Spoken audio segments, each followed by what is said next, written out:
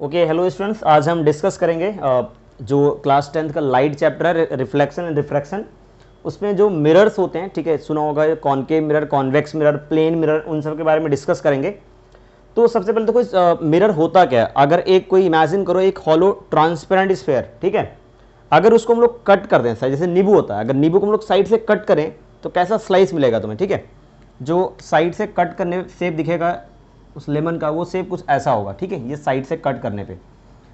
तो ये जो यहाँ पे शेप है, अगर ये ट्रांसपेरेंट होता, ठीक है, ग्लास का होता और ट्रांसपेरेंट होता, तो इसे हम बोलते हैं स्फेरिकल मिरर। लेकिन ये दो टाइप का होता है, और ये दो टाइप का जो स्फेरिकल मिरर है वो एक होता है कॉनकेव और दूसरा होता है कॉन्वेक्स।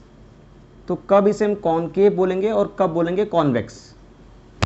ये जो एक ट्रांसपेरेंट हॉलो स्फेयर था, उसको जो साइड से कट किया है, ये जो पोर्शन मिल रहा है तुम्हें, अगर इसका आउटर सरफेस पॉलिश करते हैं, मतलब रिफ्लेक्टिंग मटेरियल जनरली हम लोग सिल्वर ब्रोमाइड यूज करते हैं, वो आउटर सरफेस पे लगाते हैं। जब देखा होगा प्लेन मिरर में बैक साइड क्या होता है, उसको पेंट लगा होता है। एक्चुअल पेंट के अंदर क्या होता है, एक और केमिकल होता है, इसे बोलते हैं सिल्वर ब्रोमाइड, उसके ऊपर पेंट लगा होता है। अगर उसी सिल्वर ब्रोमाइड को यहाँ पर लगा देते हैं आउटर सरफेस पे, और इनर सरफेस का रिफ्लेक्टिंग होता है, तो उसे हम बोलते हैं क्या, उसे बोलते हैं कॉनकेव मिरर। और अगर इसी का इनर सरफेस पॉलिश कर देते हैं उसे बोलते हैं कॉन्वेक्स। मीन्स ये वो पार्ट हो गया, इसे कट किया था, आउटर सरफेस पॉलिश, तो ये क्या कॉनकेव, और इसी का अगर हम लोगों ने पॉलिश किया इनर सरफेस, तो इसे हम बोलते हैं कॉन्वेक्स, ठीक है। तो किसी भी स्फीयर से कट करने के बाद आउटर सरफेस पॉलिश किया, इनर सरफेस रिफ्लेक्टिंग, कॉनकेव, और अगर इनर पॉलिश किया आउटर रिफ्लेक्टिंग, तो कॉन्वेक्स। जैसे स्पून होता है, स्पून में अगर इनर फेस पे अपना तुम फेस देखोगे तो दिखेगा, तो वो क्या हो गया, एक इनर फेस क्या हो गया कॉनकेव मिरर, और अगर आउटर फेस पे देखते हैं स्पून के, तो वो क्या होगा तुम्हारा कॉन्वेक्स मिरर हो गया, ठीक है।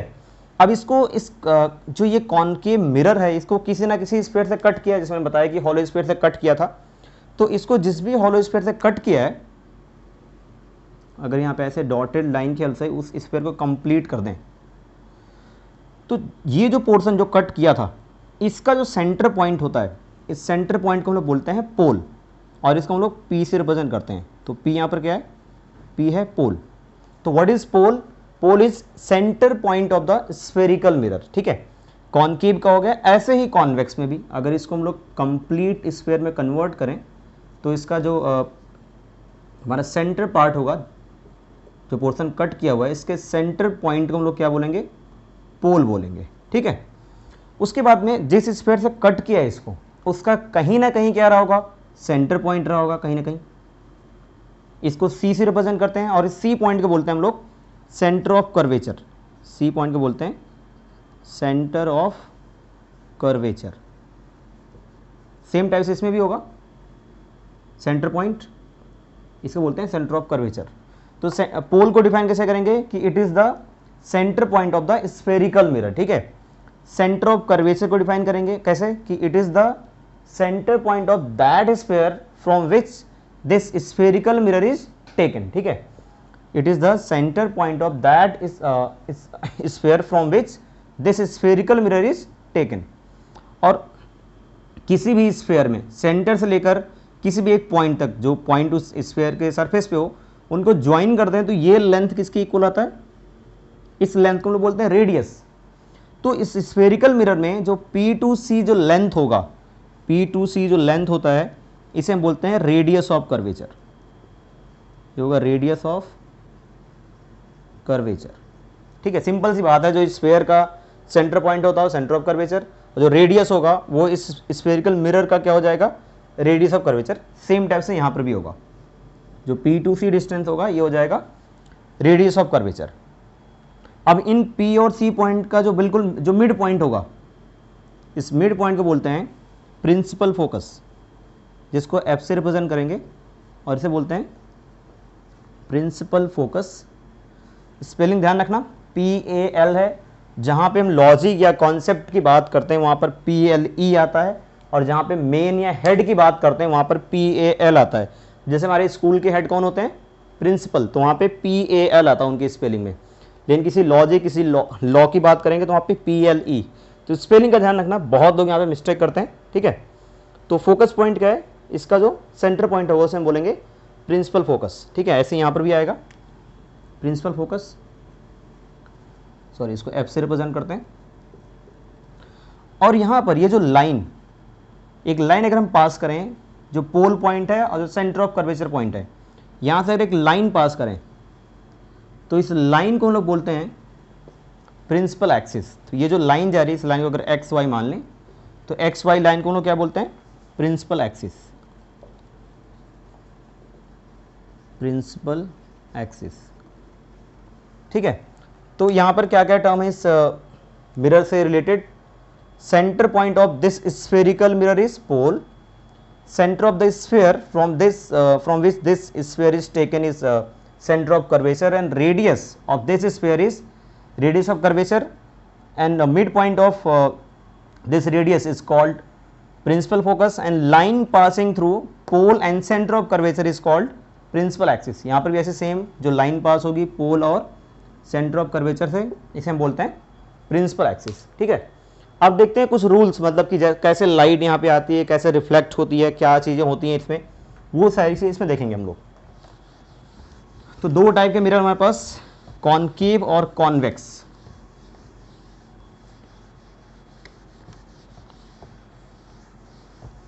फर्स्ट रूल देखते हैं। फर्स्ट रूल कॉनकेव मिरर के लिए, एक हमारे पास कोई ये स्फेयर कट किया हुआ है, आउटर सरफेस पॉलिश्ड है। मैं इसको कैसे बना सकता हूं, अगर आउटर सरफेस पॉलिश कर रहा हूं तो यह कॉनकेव है। ये लाइन मैंने पास कर दी, इस लाइन को क्या बोलते हैं, प्रिंसिपल एक्सिस। सेंटर पॉइंट है ये, तो ये क्या होगा, पोल, और यहाँ कहीं होगा इसका सेंटर ऑफ कर्वेचर, और यहाँ मिड पॉइंट होगा इसका, मिड पॉइंट होगा फोकस पॉइंट। सेम टाइप से होगा जो हमारा कॉन्वेक्स मिरर होगा, कॉन्वेक्स मिरर में इनर सरफेस पॉलिश होगा, और ये हो गया इसका प्रिंसिपल एक्सिस। सेंटर पॉइंट हो गया पोल, और स्फीयर का सेंटर हो गया सेंटर ऑफ कर्वेचर, और मिड पॉइंट हो गया इसका फोकस। अब ये एक मिरर है, ठीक है। नॉर्मली जो मिरर देखा होगा अभी तक ज़्यादातर वो क्या होते थे, प्लेन मिरर, लेकिन यहाँ पे ये स्फीयर है, आउटर सरफेस पॉलिश है।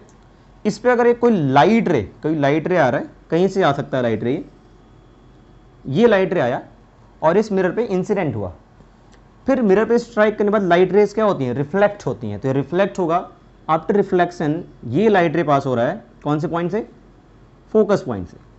तो जब भी कोई लाइट रे प्रिंसिपल एक्सिस के पैरेलल आएगा तो आफ्टर रिफ्लेक्शन कहाँ से पास होगा, वो फोकस पॉइंट से पास होगा, ठीक है।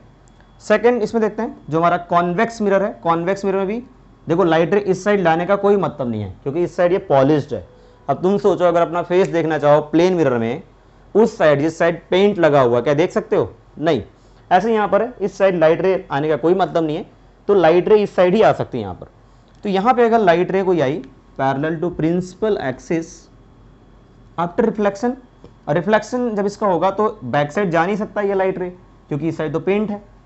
तो ये क्या होगा, ये लाइट रे यहाँ से डाइवर्ज हो जाएगा, अवे चला जाएगा। लेकिन अगर इस लाइट रे को, जो रिफ्लेक्टेड रे जा रही है इसकी, ये इंसिडेंट रे हो गई, ये रिफ्लेक्टेड रे, इसको अगर हम लोग आगे एक्सटेंड करें तो एक्सटेंड करने पे क्या चीज़ देख रहे हो कि ये ऐसा लग रहा है कि फोकस से आ रहा है, एक्चुअल में फोकस से पास नहीं हो रहा है, सिर्फ ऐसा ये हमें मतलब इमेजिन कर सकते हैं, ऐसा हमें लग रहा है ऐसा सिर्फ, ठीक है।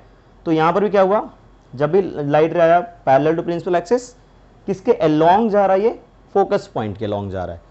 बट यहाँ पर जो फोकस है वो वर्चुअल फोकस है। तो कॉन्वेक्स मिरर में फोकस कैसा होगा, हमेशा वर्चुअल फोकस होगा। वर्चुअल मींस जिसे हम सिर्फ फील कर सकते हैं, एक्चुअल में वो एग्जिस्ट नहीं करता है, ठीक है। यहाँ पर क्या है, लाइट रे एक्चुअल में पास हो रहा है इस पॉइंट से, तो इसमें जो फोकस होता है वो रियल होता है। इसमें रियल फोकस कौन से मिरर में, कॉनकेव मिरर में रियल फोकस होता है, और कॉन्वेक्स मिरर में क्या होता है, कॉन्वेक्स मिरर में वर्चुअल फोकस होता है। इस चीज़ का ध्यान रखना है। क्यों वर्चुअल फोकस, क्योंकि लाइट रे एक्चुअल में फोकस से पास नहीं हो रहा है, ठीक है। दूसरी चीज़, जब भी रिफ्लेक्शन होता है मिरर से तो हमेशा जो रूल्स हैं, दो जो लॉज हैं रिफ्लेक्शन के, हमेशा फॉलो होते हैं। सबसे पहला लॉ क्या है कि angle of incidence is always equal to angle of reflection, ठीक है। तो किसी भी पॉइंट पे, जैसे यहाँ पर ये इंसिडेंट रे इस पॉइंट पर अगर स्ट्राइक किया, सपोज ये पॉइंट है ए, तो जिस पॉइंट पे अगर स्ट्राइक करता है, अगर वहां पे नॉर्मल ड्रॉ करें, नॉर्मल मींस एक परपेंडिकुलर लाइन, तो पूरे स्फीयर पे कहीं भी अगर परपेंडिकुलर लाइन ड्रॉ करना है तो क्या करना, उस पॉइंट को सेंटर ऑफ कर्वेचर से ज्वाइन कर देना। तो अगर इसको सेंटर ऑफ कर्वेचर से ज्वाइन कर दें तो ये लाइन क्या हो गया, ये डॉटेड लाइन क्या होगा, this dotted line is normal for this point A. और नॉर्मल और इंसिडेंट रे के बीच का एंगल क्या होता है, angle of incidence. Reflected ray और नॉर्मल के बीच का एंगल क्या होता है, एंगल ऑफ रिफ्लेक्शन। तो यहाँ पर आई और आर क्या है, इक्वल है, हमेशा होगा। तो लॉज हमेशा फॉलो होंगे, चाहे मिरर हो या फिर प्लेन मिरर हो या सिंपल कोई सरफेस हो, कहीं भी हो हमेशा लॉज फॉलो होंगे। यहाँ भी देख सकते हैं, यहाँ भी जिस पॉइंट पे अगर स्ट्राइक किया है, इस पॉइंट को अगर सेंटर ऑफ कर्वेचर से ज्वाइन करें, इसको यहाँ से अगर ज्वाइन करें और आगे एक्सटेंड करें तो ये होगा इस पॉइंट का नॉर्मल। इस पॉइंट को ज्वाइन कर दिया सेंटर ऑफ कर्वेचर से, तो इंसिडेंट रे और नॉर्मल के बीच का एंगल क्या होगा, एंगल ऑफ इंसिडेंस। नॉर्मल और रिफ्लेक्टेड रे के बीच का एंगल क्या होगा, एंगल ऑफ रिफ्लेक्शन। तो लॉज तो हमेशा ही फॉलो होंगे, रिफ्लेक्शन कहीं भी हो, plane mirror, spherical mirror, irregular surface, कैसा भी हो, लॉज हमेशा फॉलो होंगे। ठीक है, तो ये था फर्स्ट रूल। फर्स्ट रूल क्या था, जब भी कोई लाइट रे पैरेलल आएगा प्रिंसिपल एक्सिस के, after reflection it will pass through the focus point. ठीक है, सेकंड रूल देखते हैं, रूल नंबर 2।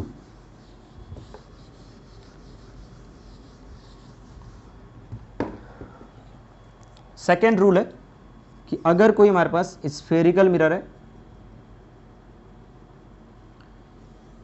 ये हो गया उसका principal axis, pole, centre of curvature and focus point, और ये इस साइड हो गया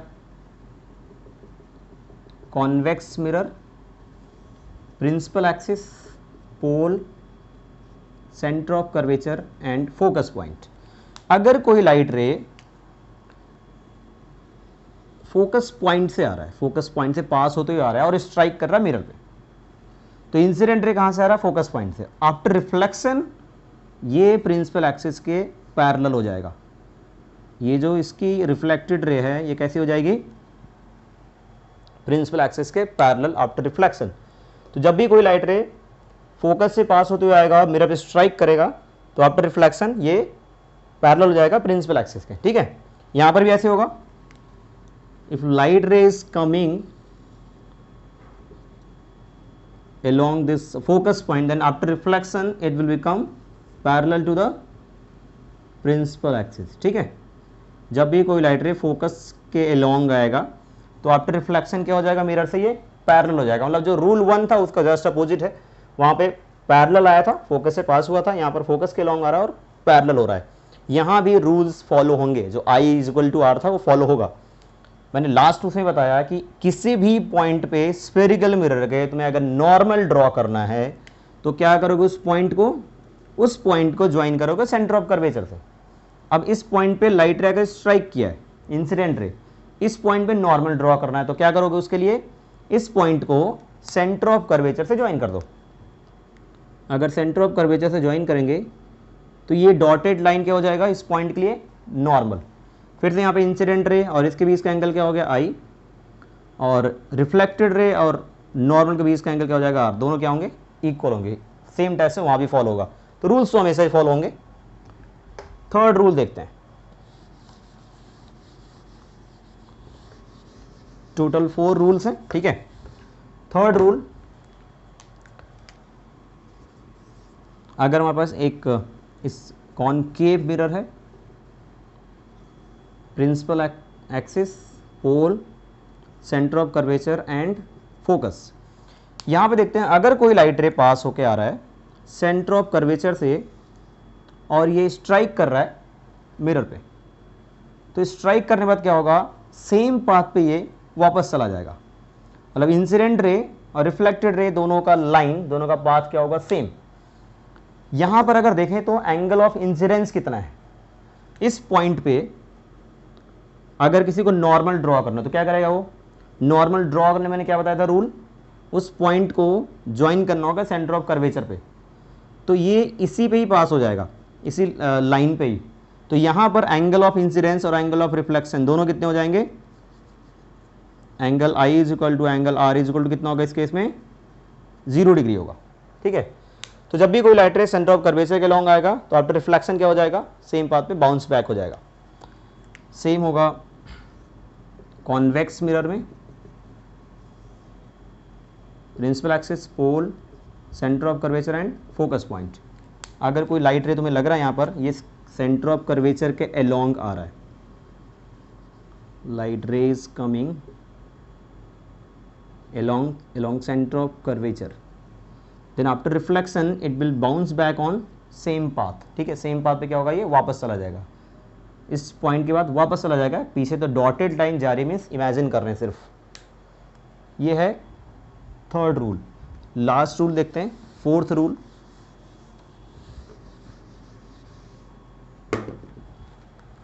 rule number 4,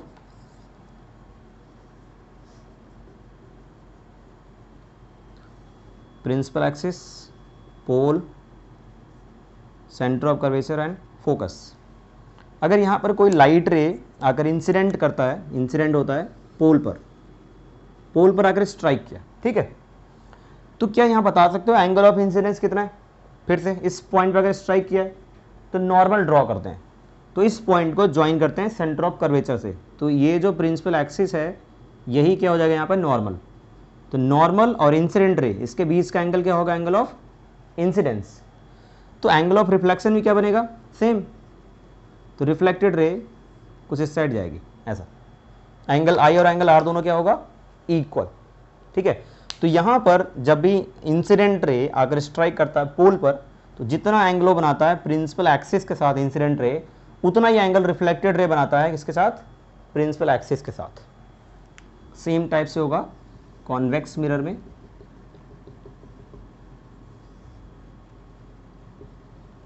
pole, centre of curvature and focus.